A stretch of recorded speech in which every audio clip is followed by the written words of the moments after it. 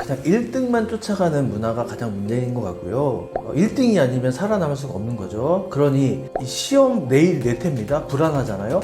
소변을 보는 경우도 많고, 밤에 손에 막 땀은 나는 아이들도 되게 많고, 이런 경우들이 되게 많아서. 대한민국 교육의 가장 큰 문제는 뭐라고 생각하시나요? 이거는 뭐 여러 가지가 있을 수가 있는데요.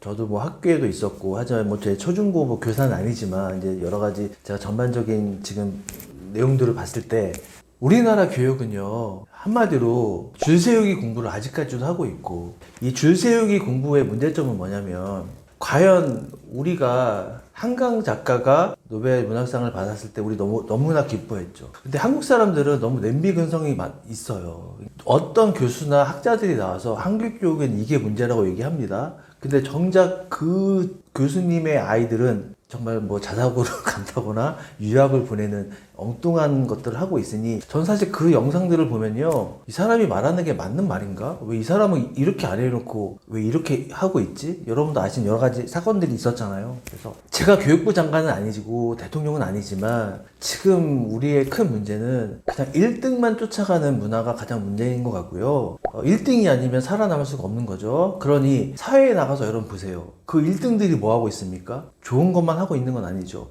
물론 긍정적인 영향을 끼치는 사람들도 되게 많이 있긴 합니다. 하지만 우리는 왜 교육에서도요, 1등이 아니고 꼭 1%에 들지 않으면 나고자, 좋은 학교에 가지 못하면 공부를 그렇게 썩 열심히 하지 않았네? 너는 그냥 그런 애구나 라고 생각하는, 그런 이미 사회에서 정해버리는 그런 그 라벨링 효과? 저는 이게 가장 큰 문제라고 생각합니다. 그래서 어차피 사회 구성원은요, 그 1%가 구성이 되는 게 아니라 나머지 99%까지도 우리 같이 행복하게 살아야 되는 거 아니겠습니까? 그래서 제가 하는 부모 교육도 사실은요, 그 중하위권 아이들이 더 잘 살 수 있는 방법이 뭐지? 이런 것들입니다. 그러니까 길에서요, 신호등에 있는데 청소하는 그 아저씨가 새벽에 계셨어요.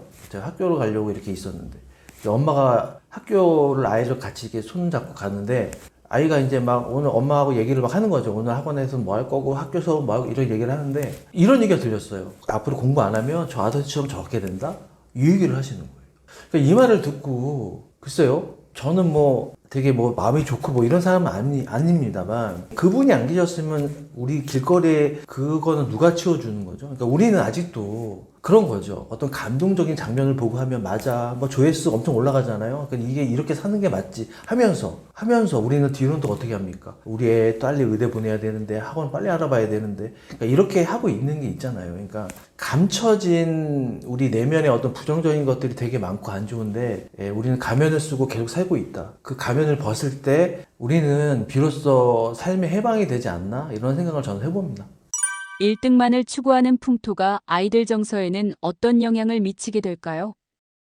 심리학에서도요, 이걸 텍스트 앵자이티라고 해가지고 실제로 이 사례로 진단받는 애들이 되게 많이 있어요. 정신과에서도 제가 아는 동료 의사 선생님들이 개원을 하시면 대치동에는 학원 수만큼 이런 병원들이, 정신과 병원이 그만큼 있다는 얘기입니다. 시험에 대한 불안은 누구나 있는 거죠. 근데 이 불안이 왜 있을까요? 우리가 불안이라는 걸 느끼는 거는요, 더 잘하려고, 그리고 남들의 시선 때문에 내가 어떻게 보여질까, 이 두 가지 정도가 작용이 되는 건데, 이 불안이 왜 위험한 거냐면, 우리가 불안을 계속 느끼면요, 공부할 때 필요한 인지적인 거, 그 다음에 이거를 또 문제 해결력, 이걸 또 인출하는 능력, 이런 것들이요, 지속되지가 않거든요. 그러니까 당연히 시험 볼 때 아이가 불안하니까 시험을 망치겠죠.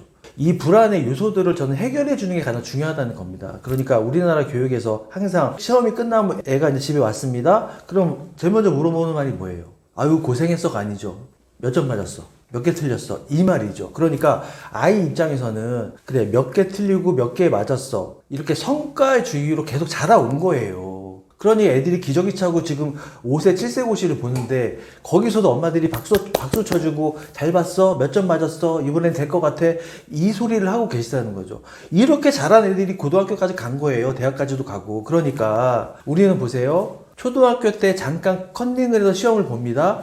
그러면 선생님이 뭐라고 얘기하시죠? 아유, 다음 편 그러지 마세요 라고 합니다. 근데 여러분, 이 아이가 만약에 뭐 의전원 시험을 본다거나 법학전문대학원에서 변호사 시험을 본다고 했을 때 컨닝을 한다고 합시다. 이거 사법처리죠. 수능에서 컨닝하면 사법 처리되는 거죠. 근데 왜 초등학교 때는 그거를 했는데 왜 아무 얘기도 안 하는 거죠, 우리? 그러니까 우리 사회는 이런 게 문제라는 거예요. 어릴 때부터 도덕적으로 알려줘야죠. 이건 되게 안 좋은 거야. 남한테 피해를 주는 거야. 우리는 이거를 되게 간과하는 거죠. 이게 더 무서운 부분인 것 같고요. 그래서 불안을 유발하는 거는 엄마한테 있다. 그래서 성과주의로 물어보지 말고요. 성장주의로 질문을 하셔야 된다. 그러니까 아이가 시험을 보고 오면은요. 이렇게 얘기해 주시면 돼요. 네가 고생한 거 엄마가 너무나 잘 알고 있어. 오늘은 있잖아. 맛있는 거 먹고 와. 늦게 와도 돼. 자, 보세요. 제가 오늘 몇 점 맞았어? 너 오늘 몇 개 틀렸어? 안 물어봤죠. 네가 열심히 한 거 엄마가 알아. 네가 열심히 한 거 알아. 지금 제가 뭐 얘기했습니까? 아이가 한 성장 그 과정에 대해서 존재로 인정해 줬잖아요. 그러니까 이런 것들이 자꾸 기억이 돼야 쉽게 얘기하면 요즘에 유행인 공부 정서라는 것들이 어떻게 됩니까? 확장이 되는 거예요. 그러니까 공부는 보세요. 자꾸 엄마가 잘했어, 못했어. 왜 남들보다 못해라고 하면은요. 얘는 공부를 어떻게 기억합니까? 아, 공부라는 건 못하면 잘못되는 거구나. 공부는 잘해야 되는 거네. 라고 기억을 하겠죠. 그러면 이런 아이는요. 도전성이 떨어지기 때문에 좀 더 어렵고 문제 해결력이 어려운 문제는요 절대 도전하지 않아요. 왜요? 거기 도전했다가 틀리면 엄마가 또 그 소리 할 거니까.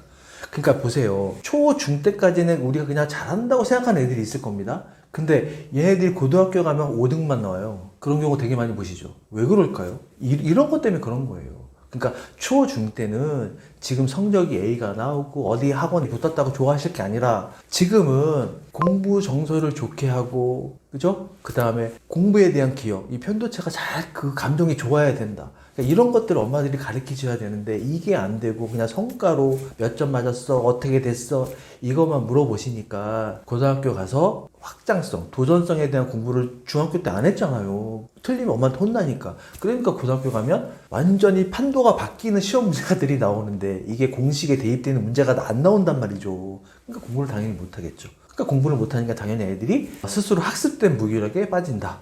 이렇게 생각하시면 될 것 같습니다. 시험 불안에 빠진 아이들이 보이는 행동이 있나요? 시험 불안에 빠진 아이들의 특징들이 이렇습니다. 대부분 첫 번째는요. 시험을 보는 기간 과정에서요. 그러니까 외부적으로 정신적 불안을 보이는 친구들이 있고요. 안 하던 짓을 하는 경우들이 상당히 있어요. 뭐냐면 사실 시험 전날에 일찍 자야 되는 거죠. 조금 일찍 자야 되는데 괜히 막 2, 3시까지도 잠을 못 자는 경우들이 있습니다. 그러니까 이 아이는 이미 자기 점수를 예측하고 있는 거예요. 그렇기 때문에 그 후속으로 이어지는 결과들도 다 알고 있다는 거죠. 그래서 이런 경우들이 대부분 좀 많이 있는 편인 것 같고요. 공부를 할 때 아예 그 과목에 대해서, 그러니까 내일이 만약에 국어 시험이면 오늘 국어 공부를 해야 되는 게 맞는데요. 이제 모든 과목을 다 놔버립니다. 이런 아이들의 특징들이 뭐냐면 첫 시험에서 망쳤어요, 만약에. 그러면 나머지 이어지는 과목에 대해서 망치는 경우들이 많은데요. 이렇게 얘기하는 경우가 있어요. 첫 시험이 만약에 오늘 과학 시험이었어요. 근데 그 시험을 좀 못 봤어. 그러면 저 같은 경우는 이렇게 말할 것 같아요. 야, 어차피 지나간 거잖아. 다음 거 더 열심히 하면 되지. 뭘 이렇게 걱정을 해. 뭐 과학시험이 이번만 있냐? 이렇게 얘기하셔야 되는데 거봐. 엄마가 시킨 대로 안 하니까 그렇게 점수가 나오지. 아유, 다음 시험 너 잘 볼 것 같아? 첫 시험이 이렇게 망쳤는데? 이런 엄마들이 더 많거든요. 그러니까 애들이 그거에 대한 불안 상태를 많이 느낀다는 겁니다. 그리고요, 요즘에 그 에너지 뭐 음료 같은 거 있잖아요. 에너지 음료를요, 과하게 많이 마시는 경우도 상당히 많이 있습니다. 이런 경우에는 엄마들이 좀 유심히 보시고, 아, 우리 아이가 지금 시험 불안을 보이고 있구나.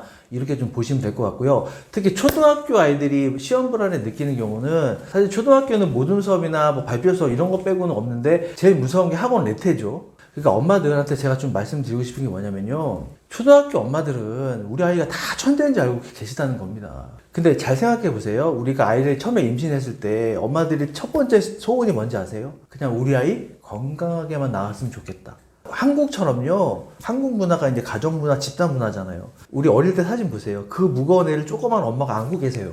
외국은 다 손잡고 찍는데. 근데 얘네들이 이제 언제부터 힘들어집니까? 5살부터가 힘들어지는 거죠.